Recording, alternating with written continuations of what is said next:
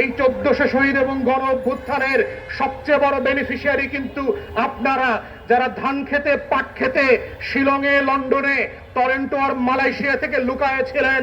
আওয়ামী আমলের 24-এর আমির আমিন নির্বাচনের পরে যিনি স্বাস্থ্যমন্ত্রী হয়েছিলেন, তিনি প্রফেশনালি অনেক বড় চিকিৎসক, কিন্তু আওয়ামী আমির আমিন নির্বাচনের ডাক্তার হয়ে তিনি গণ অভ্যুত্থানের বিপক্ষে অ্যাক্টিভলি কাজ করেছেন। হাসপাতালগুলোতে ফোন করে করে বলেছেন যে অভ্যুত্থানের পক্ষের কারোর মৃত্যু যেন তালিকাভুক্ত করা না হয়। অনেকেই শহীদদের তালিকায় নাম ঢুকিয়ে ফেলেছেন। আমার এলাকাতেও আমি এক সাবেক ছাত্রলীগ নেতার নাম ইতিমধ্যে খুঁজে পেয়েছি, যার কবর জিয়ারত আমি করে ফেলেছি। অতএব এই কমিটিকে সিরিয়াসলি দেখতে হবে যে ডাবগাছ থেকে পড়ে যে শহীদ হয়েছে তিনি যেন এই শহীদদের তালিকায় স্থান না পান।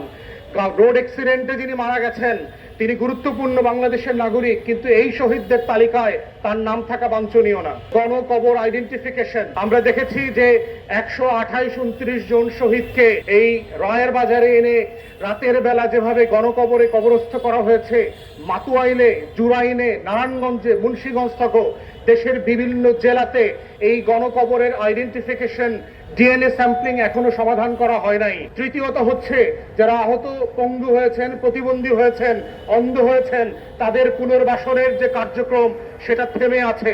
আপনারা বাজেট বরাদ্দ করেছেন, কিন্তু মুক্তিযুদ্ধ মন্ত্রণালয়ের এই আওয়ামী আমলা দিয়ে এই জুলাই গণ অভ্যুত্থানের শহীদ এবং আহত পরিবারকে পুনর্বাসন করা যাবে না, বরং পেশাদারিত্বের সাথে জুলাই শহীদ স্মৃতি ফাউন্ডেশন যারা এই কাজটা করেছে গত 2 বছর ধরে, টাকাটা তাদেরকে দিতে হবে। কিন্তু দুঃখজনক হচ্ছে সরকার ক্ষমতায় আসার পরে এদের বেতনের টাকাটা পর্যন্ত দেয়া বন্ধ করে দিয়েছে।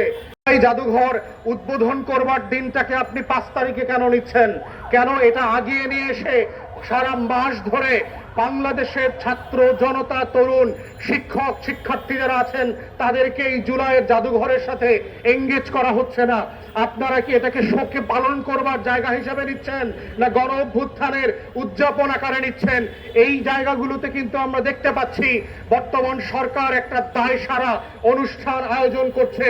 আমরা নিন্দা জানাচ্ছি, একইভাবে মনে রাখতেছি এবং আপনাদেরকে মনে করিয়ে দিচ্ছি এই 1400 শহীদ এবং গণ অভ্যুত্থানের সবচেয়ে বড় বেনিফিশিয়ারি কিন্তু আপনারা, যারা ধান খেতে পাট খেতে শিলংয়ে, লন্ডনে, টরেন্টো আর মালয়েশিয়া থেকে লুকায়ে ছিলেন, যারা বছরের পর বছর বাংলাদেশের চাঁদ তারা আলো বাতাস দেখেন নাই, তারা আজকে সাডেনলি ক্ষমতার বাতাস দেখতে পাচ্ছেন এবং জুলাইকে ছোট করবার জন্য প্রতিদিন প্রতিনিয়ত বক্তব্য দিচ্ছেন। এই ধরনের বাজে কাজ এবং হীনমন্যতা থেকে বের হয়ে না আসলে মনে রাখবেন এই হীনমন্যতা আপনাদেরকে একের পর এক ভুল সিদ্ধান্ত নিতে বাধ্য করবে এবং তরুণদেরকে আবার খেপিয়ে তোলবার জায়গা করবেন। তার একটা টুকরা গত কয়েকদিনে আপনারা দেখেছেন শিক্ষা ব্যবস্থা নিয়ে যেই ছিনিমিনি করবার চেষ্টা করে তরুণরা একটা অংশ আবার রাস্তায় নেমে এসেছে।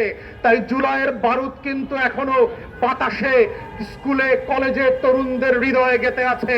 সেটাকে ঝামেলা করবার চেষ্টা করবেন না, বরং এটাকে মাথায় নিয়ে শ্রদ্ধা করে সম্মানজনক পুনর্বাসন করে জুলাইকে নিয়ে আগামী বাংলাদেশ বিনির্মাণের লড়াইতে এগিয়ে যাবেন। ইউএফটি ফার্স্টের সাথে ট্রেড করুন যে কোনো জায়গা থেকে, ক্যাম্পাসে ক্লাসের ফাঁকে, ঢাকার জ্যামে বসে কিংবা ঘরে বসে। ট্রেডিং এখন হাতের মুঠোয়, তাই ট্রেড করুন যখন খুশি, যেখানে খুশি।